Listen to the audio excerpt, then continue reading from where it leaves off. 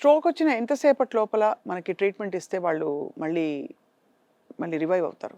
ఇది క్వెషన్ స్పెసిఫిక్‌గా ischaemic brain stroke అండి. హెమరేజిక్ స్ట్రోక్ అయితే మాత్రం బీపీ కంట్రోల్ చేయాలి అర్జెంట్‌గా. అది. సో, ఇస్కెమిక్ బ్రెయిన్ స్ట్రోక్ అయితే మాత్రం మనకిప్పుడున్న రీసెంట్ అడ్వాన్సెస్ ప్రకారంగా జనాలకి కూడా చాలా అవేర్‌నెస్ వచ్చేసింది వీటి గురించి. 4½ అవర్స్ లోపు ఒక ఇంజెక్షన్ ఇవ్వడానికి బావుంది.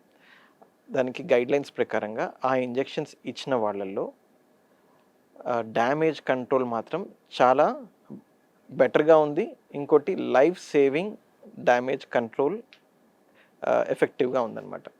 సో, కానీ 4½ అవర్స్ లోపు ఇంజెక్షన్ ఇవ్వాలి అంటే గనక వాళ్ళు కనీసం ఒక 3½ అవర్స్ లోపు వచ్చుండాలి హాస్పిటల్‌కి. వాళ్ళు రీచ్ అయ్యి, వాళ్ళకి స్కాన్ చేసుకొని, దాని తర్వాత ఈ ఇంజెక్షన్ ఒకటుంది అని చెప్పేసి వాళ్ళకి కౌన్సిల్ చేసి, వాళ్ళ కన్సెంట్ తీసుకొని మనం ఇవ్వాలి.